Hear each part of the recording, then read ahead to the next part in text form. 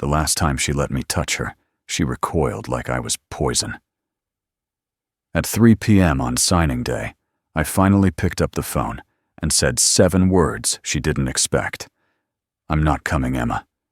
Not ever again. Thank you for listening. If this story resonated with you, leave a comment below and subscribe to this channel for more infidelity stories and cheating wife stories on YouTube. My name is Mark Harrison. I'm 48, an architect in Denver, and for 6 years I believed I was building something permanent with my wife, Emma. We had it all mapped out: a custom home in the Colorado mountains, wraparound porch, 3 bedrooms for future kids, a maple tree that would grow old with us. $230,000, my documented contributions, sat in our joint account, waiting to break ground. My 60-hour weeks, my weekend projects, my sacrifice, documented in every deposit slip. But marriages crack from the inside out. You don't see the structural damage until it's too late. The signs were there. Emma's phone flipping face down when I entered rooms. New cologne on her clothes, not mine. And Bart Morrison's name seasoning every conversation. Bart thinks we should use Italian marble, she'd say, scrolling through her phone. Adds 15% to resale value. Bart Morrison, our contractor. Morrison Construction, the company building our dream. Sounds expensive, I replied that morning. Relief flooded her face when I didn't push. That relief wasn't about marble. It was about me staying blind. That's when certainty replaced suspicion. I became a detective in my own life. The first week was torture, pretending everything was normal while my world crumbled. I'd catch myself staring at Emma across the dinner table, searching for the woman I married in the stranger wearing her face. She'd talk about tile samples and cabinet hardware, while I wondered how long she'd been planning my financial execution. Bart suggested we add a wine cellar, she mentioned one evening, cutting into her salmon. He knows a guy who can do it for half the usual cost. Of course he did. Bart always knew a guy. Bart always had suggestions. Bart was apparently planning to live in my wine cellar, drinking vintages bought with my overtime. That's nice, I managed, focusing on my plate. She studied me. You okay? You've been quiet lately. Just work stress. The Morrison project is demanding. I didn't mention that the Morrison project was investigating Morrison himself. I hired a private investigator the next day, Frank Kerrigan, a former cop who specialized in infidelity cases. His office smelled like stale coffee and broken dreams. I need everything, I told him. Photos, timestamps, patterns. And I need it documented properly. Frank nodded, his weathered face showing he'd heard this story before. First time? Last time, I replied. Within a week, Frank delivered. The folder was thick with evidence I didn't want but needed. Time-stamped photos of Emma entering Bart's apartment at 2 p.m. on days she claimed to be showing houses. Location metadata from her phone, Frank had ways, showing hours at addresses that weren't in her client database. Credit card charges for lunches for 2 at restaurants I'd never heard of. A call log summary showing hundreds of texts and calls to Bart's number. There's more, Frank said, sliding another photo across his desk. This was yesterday. The image showed Emma and Bart at a jewelry store examining rings. Not engagement rings, wedding bands. They were already shopping for their future while I was still living in our present. I felt the last ember of hope extinguish. Is this enough for court? More than enough. But in my experience, the real evidence is usually closer to home. He was right. The laptop gave me everything. Emma left it open during a shower. One message preview changed my life. Can't wait to see you tomorrow? Your husband's still clueless? I told myself I wouldn't snoop. The laptop made the decision for me. Their plan unfolded in that message thread like blueprints for demolition. Convinced me to finance everything. Put all loans in my name. Then, once papers were signed, Emma would file for divorce, citing emotional neglect. She'd get the house, I'd get the mortgage. Almost feel bad for the guy. Almost. Don't. He's so obsessed with this house, he can't see what's happening right in front of him. Trust me, he deserves this. One preview line. That's all it took. I wasn't clueless anymore. Screenshots, emails to myself, evidence secured. 3 phone calls, 3 moves on the chessboard. First, Ryan Shaw, my college roommate turned financial advisor. His office occupied the top floor of a downtown high-rise, all glass and gravity-defying success. I need to protect my assets, I told him, quietly. Ryan leaned back in his leather chair. How bad is it? She's planning to take everything. He whistled low. Emma, but you two seemed so... Perfect? Yeah. So did our contractor's estimates until I saw the real numbers. Ryan understood metaphors. He pulled up our accounts, fingers dancing across keyboards. You've been meticulous with documentation, every deposit tagged, every bonus tracked. That's going to save you. I learned from Dad. Paper trails don't lie. Smart man. Okay, here's what we can do. Since these deposits are documented as your income, you can legally withdraw your portion. I'll set up a new account at a completely different bank. Transfer will be instant, untraceable from her end unless she's specifically looking. Do it. Mark, Ryan paused. you sure about this? No counseling, no attempt to. I'm sure. I showed him one screenshot from Emma's messages, just one. His face hardened. I'll have the account ready by tomorrow. Second, Patricia Winters, Denver's sharpest divorce attorney. She didn't talk about revenge. She talked about records, timing, and not letting assets mysteriously disappear. Her office felt like a war room, legal books as ammunition, precedents as battle plans. Patricia herself was elegant armor in a navy suit, her gray hair pulled back in a power bun that meant business. Colorado is an equitable distribution state. She explained, hands folded on her mahogany desk. That means fair, not necessarily equal. With evidence of adultery and financial fraud, fair leans heavily in your favor. I don't want to destroy her. I just want what's mine. Patricia's smile was sharp as winter wind. That's the correct answer. Judges appreciate restraint. Now, let's discuss strategy. File first, quote, She advised. Most people wait until they're served. By then, money has a way of vanishing. Accounts get drained. Assets get gifted to relatives. Property gets mysteriously damaged. How soon can we file? I'll have papers drawn up within 48 hours. But Mark, once we file, there's no going back. This ends your marriage. My marriage ended the moment she and Bart started planning their future with my money. She nodded, making notes. One more thing. Document everything from now on. Every interaction, every text, every encounter. Colorado's courts love evidence. Third, a personal day for Friday. Signing day. My boss barely looked up from his blueprints when I asked. First personal day in 3 years. Jim muttered. Take 2 if you need them. If only he knew I was about to need a lot more than 2 days. I spent that week perfecting my performance. Morning kisses, evening floor plan discussions. All while withdrawing my documented $230,000 and leaving Emma's deposits untouched and packing my life into suitcases hidden in my trunk. Thursday night, Emma was almost tender, fingers in my hair. Tomorrow's the big day. We're finally making our dream come true. I kissed her forehead. Last time. Tomorrow changes everything. She had no idea how right she was. Friday, 2 p.m. Morrison Construction Offices. Builder waiting. Documents ready. Champagne chilling. My phone exploded at 2:30. 6 missed calls from Emma. 3 from Bart. Texts escalating from confused to frantic. At 3 o'clock, I answered. Mark, where the hell are you? Emma's voice cracked. Everyone's waiting.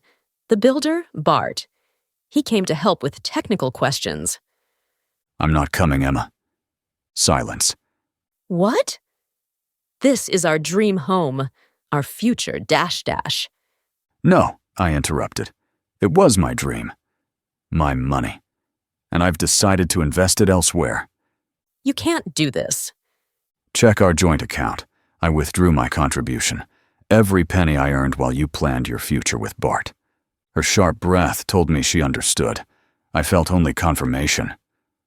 Mark, I can explain. I saw the messages. All of them. Your plan to steal my house, my money, my dignity. You failed. It wasn't like that. Bart manipulated me. That sounds like a problem for you and Bart to solve. My attorney will be in touch. She called it our dream, I corrected her. It was my dream. My name on the loans, my money on the line. I hung up. Blocked her number. Done. Emma tried everything. Showed up at my firm. Security escorted her out.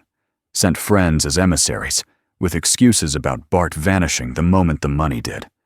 Spun tales of my mental breakdown to anyone who'd listen.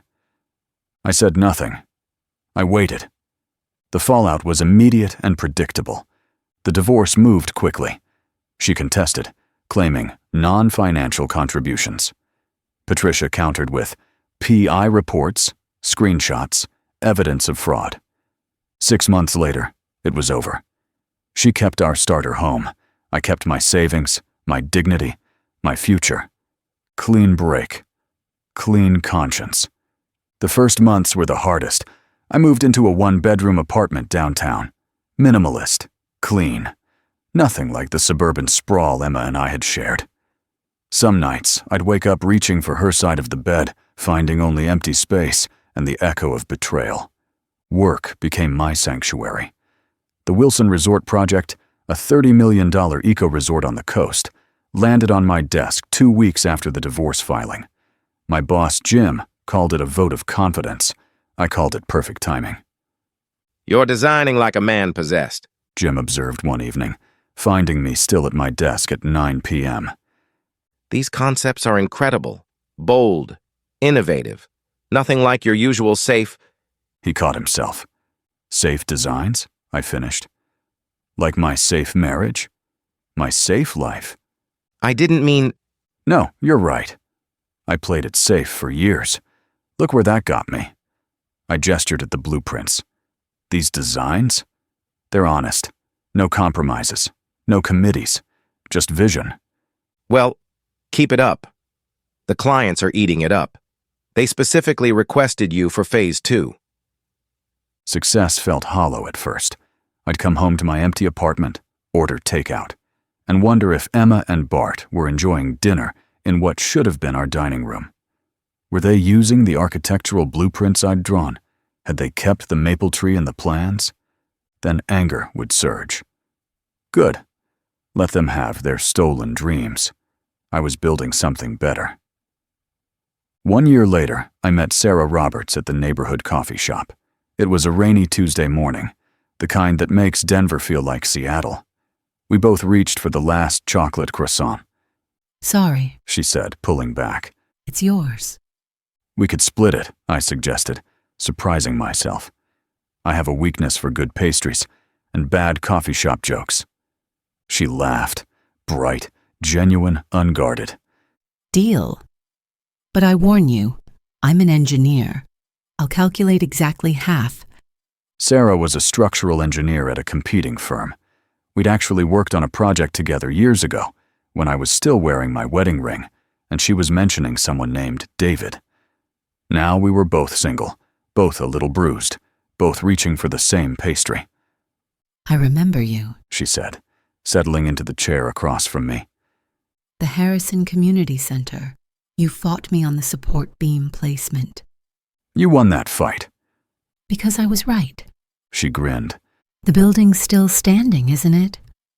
We talked for 2 hours. She'd discovered David's gambling addiction when their joint account mysteriously emptied. Funny how betrayal sharpens your vision. She mused. All those late nights at the office suddenly made sense.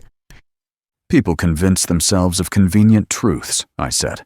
And sometimes those truths cost them everything real. She replied. We started meeting for coffee, then lunch, then dinner. Sarah was everything Emma wasn't. Direct, grounded, secure in herself. She didn't need to tear others down to build herself up. When she disagreed with me, she had calculations to back it up. You're designing that roof wrong. She announced 6 months later, looking at my plans for the new house I was building. My house. Not our house. Mine. It's my artistic vision.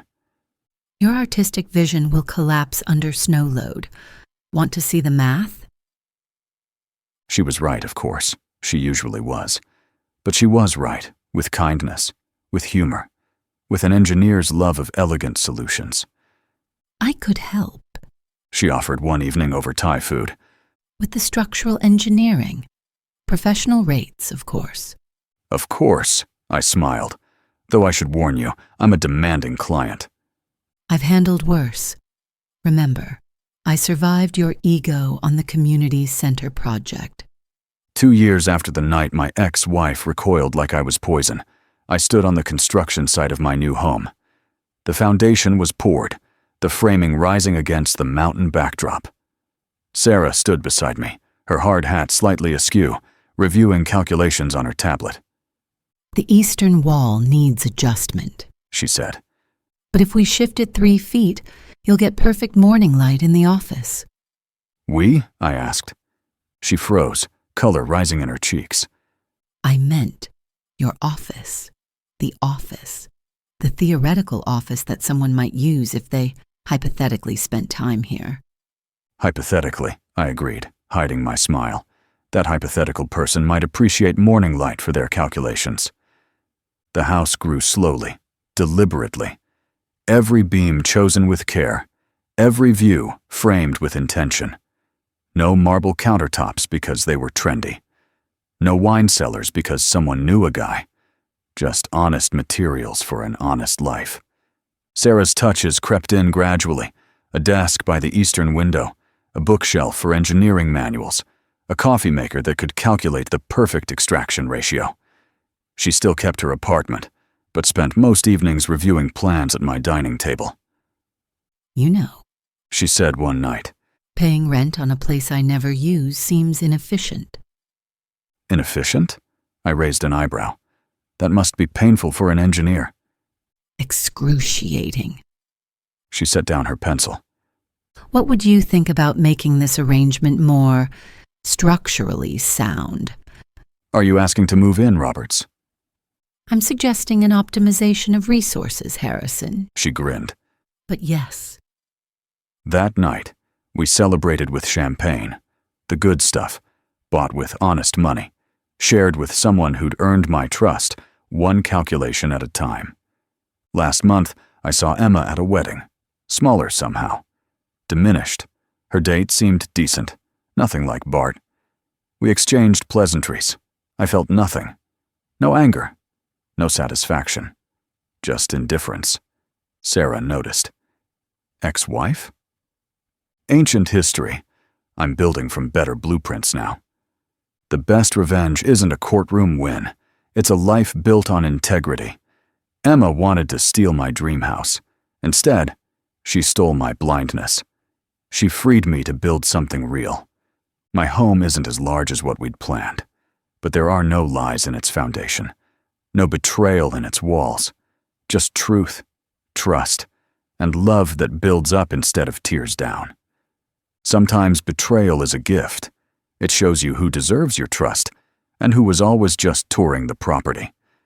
Emma wanted our dream house. Instead, she got the consequences she chose. I got exactly what I needed, a life with no lies in its foundation. Thank you for listening. Like the video and subscribe for more infidelity stories, cheating wife stories, and inspirational stories about finding the strength to start over.